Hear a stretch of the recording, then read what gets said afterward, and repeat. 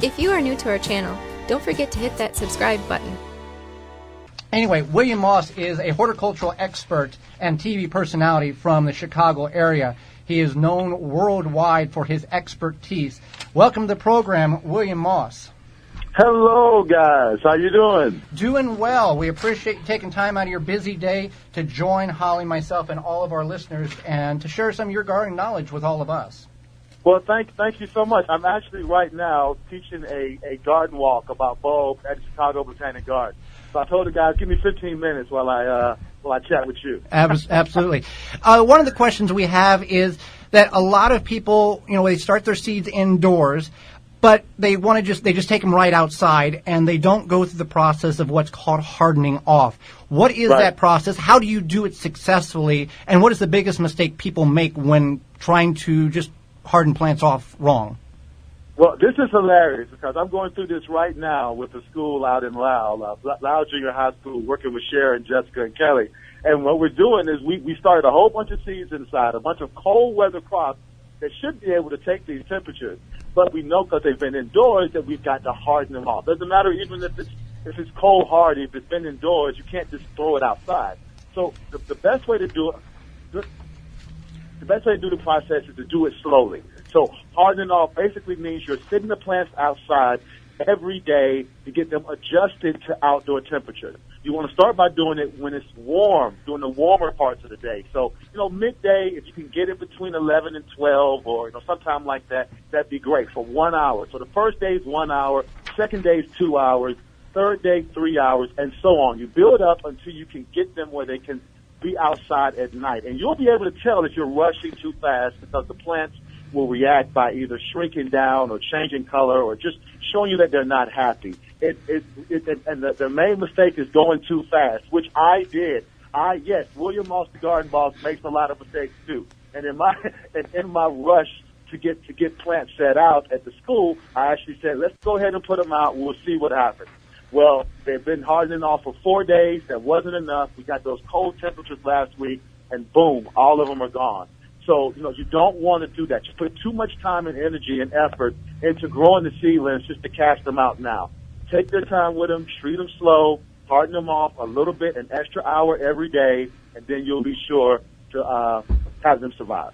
Well, we've talked to Shauna Coronado, we've talked to Joe Lampo, and now William Moss has proven that you can't be a good gardener unless you killed about 1,000 plants. So we're all in that category together, William. So that's. Oh yeah. You got 1,000. 1,000 is just to get started. Yeah. Now everyone is anxious to get in the garden. Maybe not today, but how do you know when the right time is to turn the soil over and kind of start getting things going? Now, I'm fine with people turning the soil over even when it's cold. The main thing you want to do is don't turn it over when it's wet. So on a day like today when it's kind of wet and gross here in Chicago, you don't want to be out turning the soil over because what you'll do is you'll compact it, you'll press a lot of air out of it, and it won't be as good for growing vegetables as you need it to be. So what you want to do instead is wait till you have a nice dry day. Soil's been dry for a couple of days. You can go out, you can start turning it over, you can start adding your compost and all your amendments now. I hope your amendments include like compost and slow release fertilizer. That's the best thing to do for them. Turn it over then, and then it'll be ready for springtime and ready to plant. But you don't want to touch it at all when the soil is wet. That's the big mistake people make. Well, that's the thing, because whenever you decide, if you do the wet procedure, you're going to have giant clods that are not going to be able, the roots aren't going to be able to grow in very well. Right. So people often want to save seeds, and how can people start planning now for their garden in order to properly save seeds in late summer and fall? It's not just a, hey, I'm going to do it tomorrow type of thing. There's some procedures that have to go in place here. Exactly. If you want to save seeds, you need to know what you start with first. Everything has to be very well labeled. And secondly, you need to make sure that what you're trying to save isn't near anything that can mess it up. Like if I'm trying to say, there's a particular tomato I like called Super Snow White, and I'm trying to grow one that's acclimated to like container rooftop conditions here in Chicago. So to make sure that I'm getting the pure seed from that every time, I keep it separate from other tomatoes. So you need to label well first, and second of all, have a good plan where what you're trying to save is isolated, or at least there aren't any things around it that can mess it up. This also happens a lot with like mustard seeds. If you're growing Asian mustards, European mustards, or broccolis or things like that. Keep them separate from others, because when they mix together, it forms something completely different that you may not want or may not have the same flavor or taste. Like with wasabi arugula, I keep that separate from my other types of wild arugulas because if they mix, then the offspring won't have that same bite that the wasabi arugula does. So if you're trying to save particular seeds, remember, label, have a plan to keep it where you want it, and make sure that if there are any crosses, make sure it can't cross, but if it does cross, then know that seed is not going to be the same as what you want. Okay, now there are different types of mulches to use for edibles and non-edibles. What mulches should be avoided even though they're commercially available?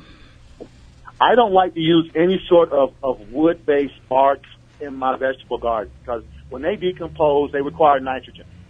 So they pull nitrogen from my soil. I don't want my plants competing with my mulch for nitrogen. So I like to use things that are already fully composted. So they're done with that process, and all they're doing is improving the soil by adding nutrients, improving the texture, feeding the wildlife like the bacteria and the protozoa and the worms and things that are in there. So if possible, make sure that it is well composted manure, compost, shredded leaves, things like that. Not anything that looks fresh like that. You don't want to put like fresh looking, like this tree was just chipped up and are you going to throw it down? That's a huge loss of nitrogen for your soil.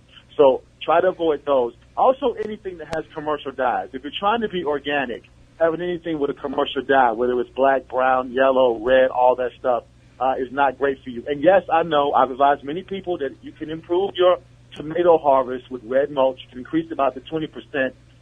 But then you got to weigh the odds on that. Do you want to have the chemicals in there or not? So if you're trying to be one who's completely sustainable and trying to avoid chemicals, then avoid those colored mulches too. But wood chip mulches, I think, should not be in any vegetable garden unless you know and have accounted for the loss of nitrogen. Well, a lot of Does that make sense? Go ahead. Yes. Okay. Good. A lot of cities have free or cheap compost available. But like you know, William, free doesn't always mean good. What is some advice you give people who want to get that municipal free resource or minimum cost resource to put in their garden? Man, you are not kidding. Free does not always mean good. And a lot of times that free stuff is whatever was on the curb.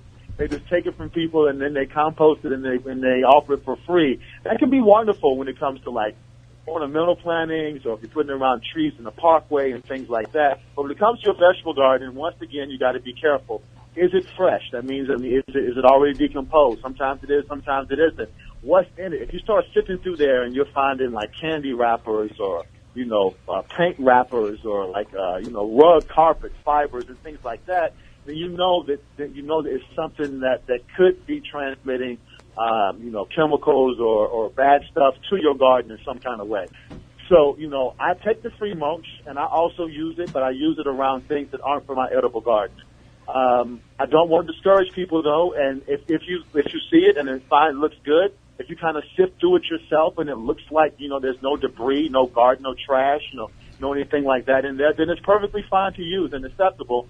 But, I like to know exactly where my mulch comes from and exactly the content of it before I put it in my vegetable garden. Absolutely. Okay, great. Because if people have late blight on their tomatoes, they throw it in the municipal recycle or compost, that those spores stay warm enough over the composting process, and then you or I go pick it up and introduce it in our garden, we've now got late blight far earlier in the season because those spores have never died off because they were never cold enough. Yes, definitely. And besides spreading disease and pathogens, it also spreads a lot of weeds. Mm-hmm. One of the reasons I had nutsedge in one of my gardens was because I was using free compost, and the compost was full of nutsedge. And as you know, once you get some nutsedge, it's hard to get rid of. That's also a way that thistle can travel that way. So just be very careful of it. Screen it carefully, and maybe do it in a test area, like in an ornamental patch first, and then you can kind of know what may or may not be in there. That's definitely some good advice. Now, there's so many gardening books out there. What are two great resources that you use, whether they be books or online resources? What are some great resources that you would recommend for all gardeners? Well, I would be remiss if I did not mention my own book, Any Size, Anywhere, Edible Gardening.